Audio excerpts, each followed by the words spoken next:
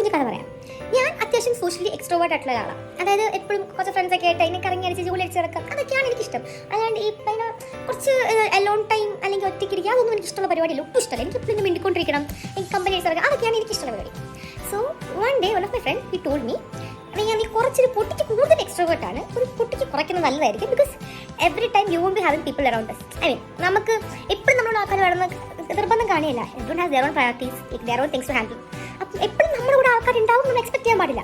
അപ്പോൾ നമ്മളിങ്ങനെ ഭയങ്കര എക്സ്ട്രോവേർട്ട് ആയിട്ട് ഇങ്ങനെ ഭയങ്കര സോഷ്യലി ഇൻട്രാക്റ്റഡ് നടക്കുമ്പോഴത്തേക്കും when a point comes like okay ഇപ്പം എന്താ നമ്മൾ ഒറ്റയ്ക്ക് ഇരിക്കേണ്ട വരുന്ന അല്ലെങ്കിൽ ഒറ്റയ്ക്ക് അതൊരു ചെറിയ പോയിന്റ് വരുമ്പോൾ നമുക്ക് ഭയങ്കരമായിട്ട് ഹേർട്ടാവും, അങ്ങനെ സംഭവം വരും. അപ്പോൾ എന്നോട് ആ friend he once told me, Riyan ഇത്ര എക്സ്ട്രോവേർട്ടായി ശരിയാവില്ല, ഇടയ്ക്കൊരു അലോൺ ടൈം എടുക്കണം എന്നുള്ളത്. Like mister what is alone time? എനിക്കത് എന്താണെന്ന് പോലും മനസ്സിലായില്ല. ബിക്കോസ് എന്നെ സംബന്ധിച്ചിടത്തോളം ഒരു ഒറ്റയ്ക്കിരിക്കുക, ആരോടും മിണ്ടായിരിക്കുക, അല്ലെങ്കിൽ ഇങ്ങനെ ഒറ്റയ്ക്കിരുന്ന് ആലോചിക്കുക, ഇതൊന്നും എന്നോട് പറ്റുന്ന പരിപാടിയല്ലോ, ഒട്ടും പറ്റുന്ന പരിപാടിയല്ല. എനിക്കിപ്പോൾ നല്ല ഹാപ്പി ആയിട്ട് ജോലി അടിച്ച് കമ്പനി അടിച്ച് അതൊക്കെയാണ് എന്നെ കൂടെ പറ്റുന്നത്.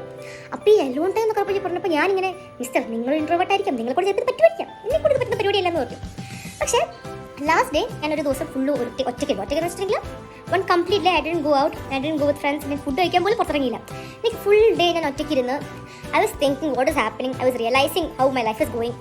പക്ഷേ അപ്പം എനിക്ക് തോന്നി ഇടയ്ക്കൊക്കെ ഇങ്ങനെ ഇരുന്ന് ഒന്ന് ആലോചിക്കുന്നത് it is nice, in one way other way is nice. Because നമുക്ക് തന്നെ നമുക്കൊരു പിടുത്തം കിട്ടും what is happening in our life, how it is going, എന്തെങ്കിലും നല്ലതാണോ ചീത്തയാണോ നല്ലതാക്കണോ മാറ്റം പറ്റുന്നതൊക്കെ നമുക്ക് തന്നെ ഒരു റിയലൈസേഷൻ അവിടെ കിട്ടും. So some way other way ഇടയ്ക്കൊക്കെ ഈ പരിപാടി നല്ല പരിപാടി കേട്ടോ. ആക്ച്വലി എനിക്ക് ഇത് തുടങ്ങിയപ്പോൾ ഭയങ്കര, അതായത് ആ ദിവസം സ്റ്റാർട്ട് ചെയ്തപ്പോൾ എനിക്കിങ്ങനെ ആരോടും മിണ്ടാതിരുന്നിട്ട് എനിക്ക് ഭയങ്കര ഇതായിരുന്നു. പക്ഷേ gradually realise that something good is that. അല്ല അങ്ങനത്തെ ചെയ്യുന്നതിലും എന്തൊക്കെ ഒരു നല്ല കാര്യമുണ്ട്, എന്തൊക്കെ ഒരു പോസിറ്റീവ് എഫക്റ്റ് ഉണ്ട് നമുക്ക്. നമുക്ക് നമ്മുടെ ലൈഫിനെ കുറിച്ച് തന്നെ ഒരു റിയലൈസേഷൻ കിട്ടും. ലൈക്ക് ഒരു എന്താ പറയുക, നിങ്ങൾക്ക് വേർഡ് എന്താ പറയുക എനിക്കറിയത്തില്ല, പക്ഷെ അത് ഇടയ്ക്കൊക്കെ ഞാൻ ട്രൈ ചെയ്ത് നോക്കുന്നത് ഒരു നല്ല കാര്യമായിട്ടാണ് എനിക്ക് തോന്നുന്നത്. So what you think? നിങ്ങൾക്കത് വർക്കാവോ? എനിക്ക് എപ്പോഴും വർക്കാവില്ല കേട്ടോ, വല്ലപ്പോഴും വർക്കാവുമായിരിക്കും, പക്ഷെ എപ്പോഴും വർക്കാവില്ല. പക്ഷേ വല്ലപ്പോഴും ആണെങ്കിൽ വർക്കാക്കി നോക്കാൻ നല്ലതാട്ടോ. ട്രൈ ചെയ്തിട്ട് പറ വർക്കാവുന്നുണ്ടോ ഇല്ലയോ. ബൈ.